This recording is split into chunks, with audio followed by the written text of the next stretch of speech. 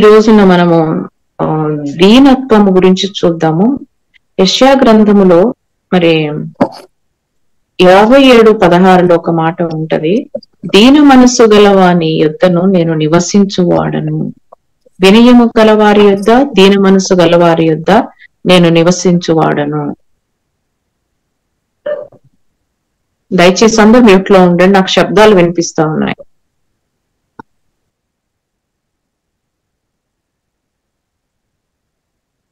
యెషయా మరి 57:16 నేను మహోన్నతమైన స్థలములో నివసించువాడను అని ఉంటది దానిపైన.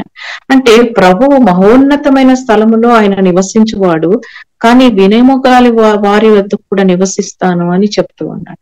అంటే వినయానికి దేవుడు ఎంత ప్రాముఖ్యత ఇచ్చాడు, దీన మనస్సుకి ఎంత ప్రాముఖ్యత ఇచ్చాడు అనేది మనకి ఇక్కడ అర్థమవుతా ఉంది కదా. మరి 66 యెషయాలో కూడా చూస్తే యెహోవా ఇలాగూ సెలవిచ్చుచున్నాడు, ఆకాశము నా సింహాసనము, భూమి నా పాదపీఠం.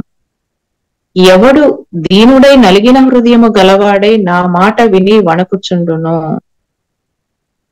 అనే మాట మనం ఇక్కడ చూస్తున్నాం. అంటే వాని యొద్దకు వానినే నేను దృష్టించుచున్నాను అని ప్రభు చెప్తున్నాడు. అంటే దీనుడై నలిగిన హృదయము గలవాడై ఎవరు ఉంటారో వానినే నేను దృష్టిస్తున్నాను అని ఇక్కడ ప్రభు చెప్తున్నాను. అంటే ఇక్కడ కూడా ఆ దీనత్వము యొక్క ప్రాముఖ్యత ఏంటి అని మనకి తెలుస్తుంది. దీనత్వము అనంటే ఒక్క మాటలో చెప్పాలంటే గర్వము లేని హృదయము అని మనం చెప్పొచ్చు. గర్వముతో ఉండిన హృదయము కాదు, కానీ గర్వము లేని హృదయముని మనం దీన హృదయం అని మనం చెప్పొచ్చు. అయితే మరి ఈ 2 వచనాల్లో కూడా మనం గమనించినప్పుడు మరి వినయము గలవారి యొద్ద ఉంటాను, మరి ఎవడు దీనుడే నలిగిన హృదయము కలిగి ఉంటాడో వానిని నేను దృష్టిస్తున్నాను, ఈ మాటలు యెషయా గ్రంథంలో మనం కనిపిస్తూ ఉన్నాయి. అయితే ఈ దీన హృదయము అంటే ఏంటి అనేది మనం ఈ దినాన్ని గమనిద్దాము. యాక్చువల్ గా నేను 2 పాయింట్స్ దాని విషయం మాట్లాడాలనుకున్నాను, అయితే ఈ రోజు అంత టైం ఉండదు. ఈ రోజు ఒక పాయింట్ మాత్రం మాట్లాడదాం. రేపటి దినమున మరి 2వ అంశాన్ని మనం చూడొచ్చు. మరి చాలా సార్లు ప్రార్థన చేసేటప్పుడు మనం ఏం చెప్తామంటే, నేను పురుగును కదా, నేను మంటిని, నేను తృణీకరించబడిన వాడిని. భక్తులు కూడా కొందరు ఆ విధంగా ప్రార్థించారు, అది తప్పులేదు. కానీ అన్నంత మాత్రాన మనకి దీన మనసు వచ్చిందనే కాదు. ఒకవేళ మన మాట ఆ విధంగా ఉండవచ్చు, కానీ మన హృదయములో గర్వం ఉండవచ్చేమో. చూడండి, దేవుని దగ్గర చేరి పురుగును అంటాము, కానీ మనుష్యులను పురుగులాగా చూస్తా ఉంటాం. మన చుట్టూ ఉన్న వారిని పురుగులాగా చూస్తా ఉంటాం. అప్పుడు అది దీన మనస్సు కింద కన్సిడర్ చేయడానికి లేదు. మనం ఏమనుకుంటామంటే ప్రభు దగ్గరికి వెళ్ళి, ప్రభువా నేను ఇది, నేను అది, నేను తృణీకరించబడిన వాడను, నేను పురుగును, నేను మట్టిని, నేను అది అని అన్ని చెప్పడం ద్వారా మనం దీనులమని మనం అనుకుంటా ఉన్నాం. కానీ నిజమైన దీన మనస్సు ఏంటి అంటే ప్రభు దగ్గర మరి మాత్రమే కాదు, కానీ మరి ఆ హృదయములో గర్వము లేకుండా ఉంటది. మనకి తెలుసు మరి సాతానుడు పడిపోయిన కారణం ఏంటి అంటే గర్వంతోనే పడిపోయాడు. కానీ చాలా సార్లు ఆ గర్వాన్ని మనం నెగ్లెక్ట్ చేస్తాం.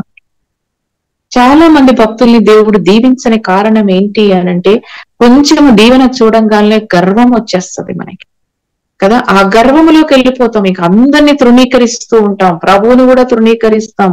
ఫరో లాగా యెహోవా ఎవడు అనే పరిస్థితి కూడా మనకు వస్తుందేమో. అలాంటి గర్వ హృదయాల్ని ప్రభువు అంగీకరించడు అనే మాట మనం ఇక్కడ గమనిస్తూ ఉన్నాం. కాబట్టి మొదటగా మరి లూకాసు వార్త 5:10 మనం చూస్తే మరి అక్కడ పరిస్థితి ఏంటి అనంటే, పేతురు గారు మరి అక్కడ ఉన్నారు. రాత్రంతా శ్రమ పడ్డాం ప్రభా, చేపలు పట్టడానికి వెళ్ళాము కానీ మాకు దొరకలేదు అని వాళ్ళు చెప్పడము. అయితే ప్రభు ఏమన్నారు అంటే, మరి దోణి కుడివైపున నువ్వు వలవేయమని చెప్పడం, మరి వల పిగిలిపోవునంతగా చేపలు విస్తారంగా పడడం, ఆ సంఘటన అక్కడ ఉంది. చాలా మందికి ఈ సందర్భం, ఈ సంఘటన తెలుసు కాబట్టి నేను చదవడం లేదు. అయితే మరి విస్తారమైన చేపలు పట్టడానికి ముందు పరిస్థితి ఏంటి అంటే ఖాళీగా ఉంది, వల ఖాళీగా ఉంది, ప్రయాస మాత్రం మిగిలి ఉంది. ఎంతో ప్రయత్నం చేశారు. ఎప్పుడు ఎక్కడ చేపలు పడతాయో మరి వారికి తెలుసు, ఎందుకంటే వారు ఎన్నో సంవత్సరాల చేపలు పడుతూ ఉన్నారు. అయితే వీళ్ళు ప్రయాస పడ్డారు కానీ చేపలు పట్టలేకపోయారు. అయితే మరి ఆ పరిస్థితుల్లో ప్రభు దగ్గరకు వచ్చినప్పుడు ప్రభు వారి దగ్గరకు వచ్చి ఏమన్నారంటే కుడి వైపున వల వేయండి.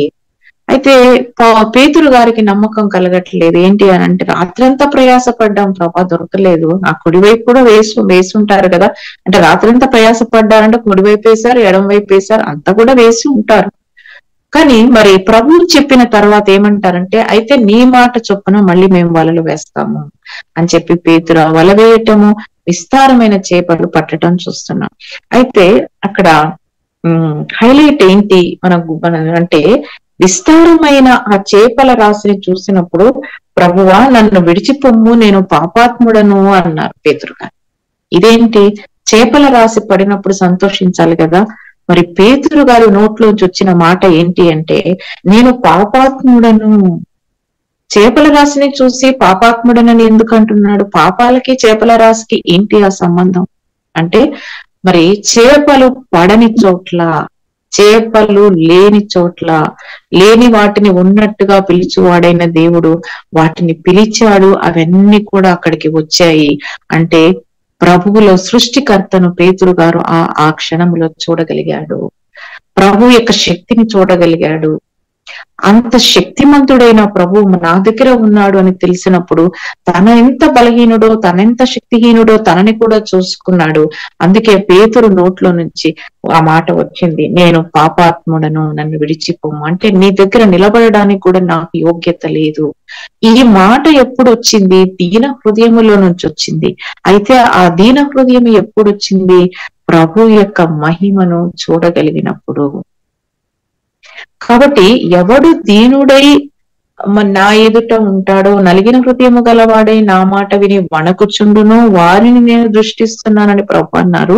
అయితే ఈ దీన హృదయముతో ఎవడు ప్రభు మాట విని వణకగలుగుతారు అంటే ప్రభు యొక్క మహిమను చూచిన వాళ్ళే, ఆయన గొప్పతనాన్ని గుర్తెరిగిన వాళ్ళే.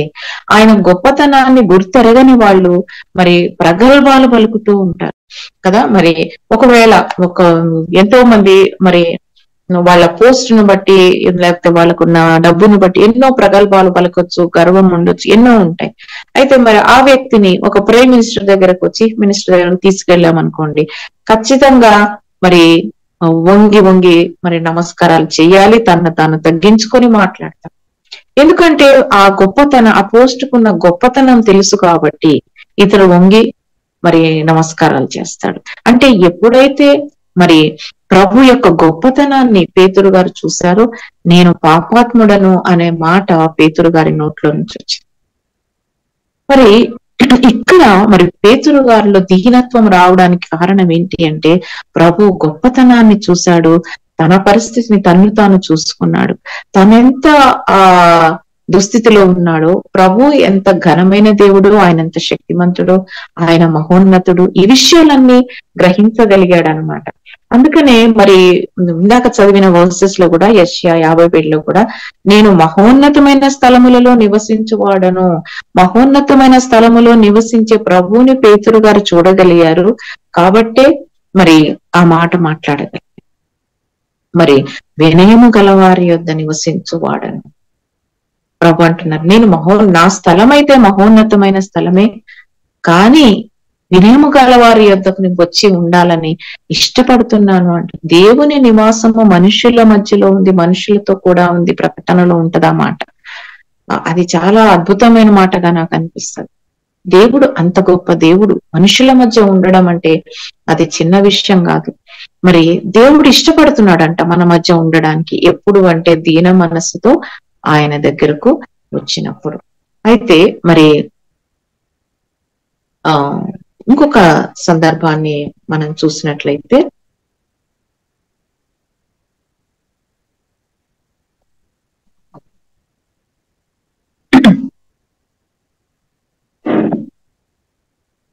అపొస్తలుల కార్యములు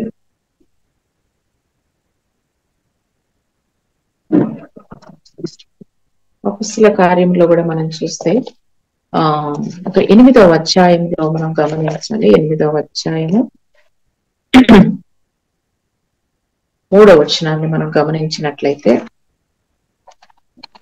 అక్కడ సౌలు గారి సాక్ష్యానికి సంబంధించిన విషయం మనం గమనించవచ్చు. అందులో మరి పౌలుగా మారిన ఆ సౌలు ఆ పరిస్థితుల్లో సౌలైతే ఇంటింట చొచ్చి పురుషులను స్త్రీలను ఈడ్చుకొని పోయి చెరసాలలో వేయించి సంఘమును పాడు చేయుచుండెను. మొదట సౌలు పరిస్థితి ఇది. అంటే గర్వముతో నిండి ఉన్న నన్నెవరు అడ్డుకుంటారు, నేను చెప్పిందే వేదం అన్న ఆ గర్వం అనేది కనిపిస్తా ఉంటది అన్నమాట. నేను చేసిందే శాసనం అనుకున్నాడు. మరి చూడండి ఎట్లా ఉన్నాడు అనంటే ఇంటింట చొచ్చి, బయటకు వచ్చిన వాళ్ళని కొట్టడం కాదు, ఇంటింట చొచ్చి పురుషులను స్త్రీలను ఈడ్చుకొని పోయి చెరసాల. వాళ్ళు చేసిన తప్పు ఏంటంటే ప్రభువును ప్రకటిస్తూ ఉన్నారు, అంతకు మించి వాళ్ళు చేసిన తప్పేంటి. అలాంటి గర్వంతో నిండిన ఆ సౌలు ఎప్పుడైతే ప్రభు స్వరం విన్నాడో 9:4 అప్పుడు అతడు నేల మీద పడి కదా, అకస్మాత్తుగా ఆకాశము నుండి వెలుగు అతని చుట్టూ ప్రకాశించెను. అప్పుడు అతడు నేల మీద పడ్డాడు. ఎప్పుడైతే ప్రభు వెలుగును మనం చూస్తామో, ప్రభు గొప్పతనాన్ని గ్రహిస్తామో, మన పరిస్థితి ఏంటంటే నేల మీద పడడమే, ప్రభువుకు లోబడమే, ప్రభుకి సరెండర్ కావడమే. అట్లా సరెండర్ కాలేకపోతున్నామంటే ప్రభు యొక్క గొప్పతనం ఇంకా మనము గుర్తించలేకపోయాము అన్నమాట. అయితే ఒక స్వరాన్ని విన్నాడు, సౌలా సౌలా నీవేళ నన్ను హింసించుచున్నావని తనతో ఒక స్వరము పలుకుట వినెను. అప్పుడు మరి సౌలు గారు ఏమంటున్నాడు, ప్రభువా నీవెవడవని అడుగుగా, నన్ను హింసిస్తున్నాను అంటున్నావు కదా, అసలు నీవెవరు అని ఒక మాట అడుగుతూ ఉన్నాడు. అప్పుడు ప్రభు చెప్పిన మాట ఏంటంటే, నేను నీవు హింసించుచున్న యేసును. నిజానికి మనం గమనిస్తే సౌలు హింసించింది ఎవరిని? ప్రభుని ప్రకటించే ప్రజలను హింసించాడు. డైరెక్ట్ గా ప్రభుని తీసుకొచ్చి ఆయన హింసించలేదు. కానీ ఇక్కడ ప్రభు స్వరం ఎలా ఉంది? నేను నీవు హింసించుచున్న యేసును. చూడండి, అంటే తన బిడ్డలు హింసించబడుతూ ఉంటే ప్రభువుకి తగులుతూ ఉంది ఆ హింస, ప్రభువుకి కలుగుతూ ఉంది ఆ బాధ. అంటే అర్థం ఏంటి అనంటే, దీన హృదయం అన్నప్పుడు ప్రభు దగ్గరకు వచ్చి మనము తగ్గించుకోవటమే కాదు, కానీ ఆయన బిడ్డల పట్ల మన ప్రవర్తన ఏ విధంగా ఉంది అనేది కూడా చాలా ముఖ్యమైంది అనేది మనకి ఇక్కడ అర్థమవుతా ఉంది. మరి ఈ యొక్క పరిస్థితుల్లో మనం గమనిస్తే అంత గర్వంతో నిండిన సౌలు ఎంతగా తగ్గించుకున్నాడో చూడండి. అదే మనము అపొస్తల కార్యం 8లో చూస్తే గారడీ సీమోన్ అయితే మరి నీవు దుష్టత్వంలో ఉన్నట్లు నాకు కనబడుచున్నది అని పేతురు అన్నప్పుడు మరి అతను తగ్గించుకోలేదు. అతను ఏమంటున్నాడు అంటే అదేదో మీరే వేడుకోండి, చూడండి నీవు ప్రభువుని వేడుకో, అప్పుడు నీ హృదయాలు వచ్చిన క్షమించబడవచ్చు అని అంటున్నారు పేతురు గారు. అన్నప్పుడు గారడి సీమోను ఏమంటున్నాడంటే, అందుకు సీమోను మీరు చెప్పిన వాటిలో ఏది నా మీదకి రాకుండా మీరే నా కొరకు ప్రభువుని వేడుకొనుడి. అంటే దీన్ని ఏమనాలి? దీనత్వం అనాలా, గర్వం అనాలా?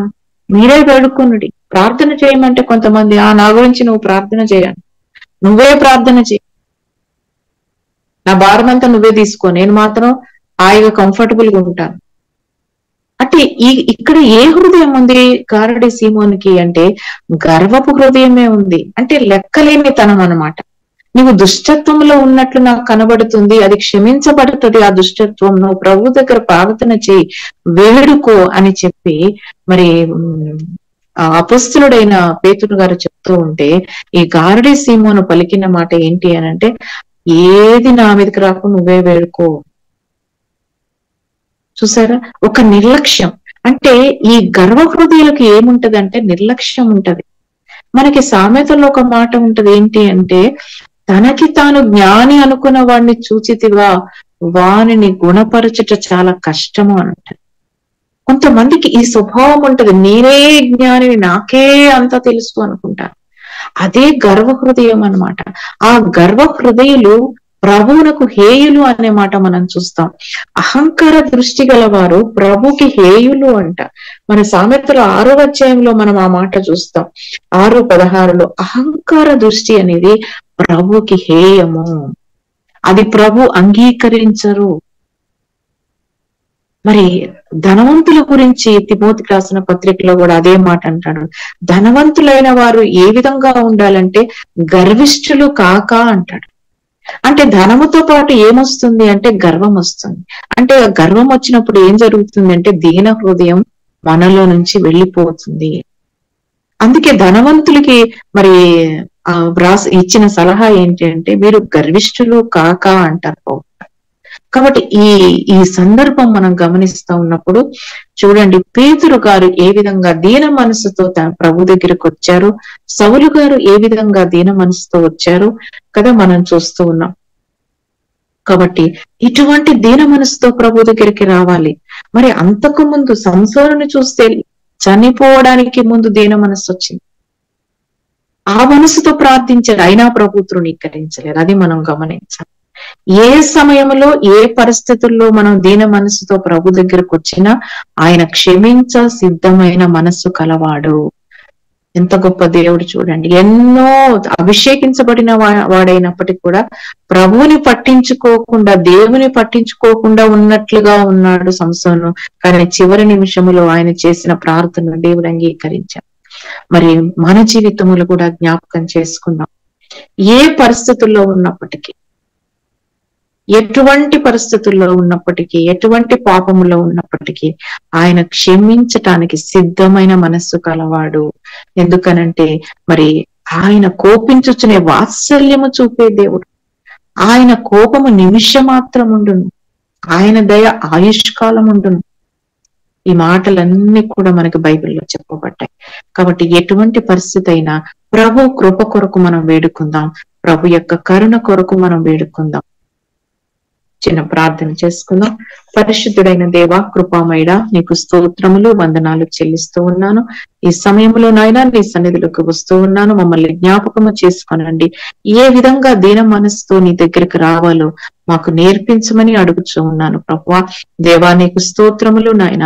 దీన మనస్సు గల వ్యక్తులను నీవు దృష్టిస్తావు గనక నాయన, వారి యొద్ద నివాసము చేయటానికి ఇష్టపడతావు కనుక నాయన, నీతో సహవాసము చేసే బిడ్డలుగా మేము ఉండడానికి నాయన ప్రభువా మా హృదయాలు సిద్ధము చేయండి. నీకు అంగీకారమైన హృదయము మాకు దయచేయండి నాయన. నా కుమారుడా, నీ హృదయమును భద్రముగా కాపాడుకొనుమని సెలవిచ్చావు. ఎందుకంటే ఆ హృదయములో నుండి జీవజల ధారలు బయలువెళ్ళునని నీ వాక్యము సెలవిస్తూ ఉంది. అవును తండ్రి, మా హృదయములు నీకు అంగీకారముగా చేసుకుని నాయన, మా హృదయములో నుండి జీవజల ధారలు బయలు వెళ్ళట మేము చూడగలిగినట్లుగా సహాయం చేయండి. ఈ ప్రార్థనలో జాయిన్ అయిన ప్రతి బిడ్డను మీరు జ్ఞాపకము చేసుకోనండి. వారి హృదయములో నుండి జీవజల ధారలు బయలు వెళ్ళటానికి సహాయం చేయండి ప్రభువా. మరి నీకు దగ్గరగా రావడానికి ఏ సమస్య వారిని అడ్డుకుంటుందో నాయన, ఏ సమస్య వల్ల కృంగి ఉన్నారో, ఏ సమస్య వల్ల నీకు దూరముగా జరుగుతున్నారో నాయన, ఆ సమస్య నుంచి విడుదల కలిగి చేసి ప్రభా నీ సహవాసంలో ప్రతిదినము ఎదగటానికి మాకందరికి కూడా సహాయం చేయమని రేపటి దినమున మరి ఈ వాక్యమును మరి 2వ భాగాన్ని మేము చదువుకోవటానికి కూడా మా కృప దయచేయమని యేసు నామమున వేడుకుంటూ ఉన్నాం తండ్రి. ఆమేన్.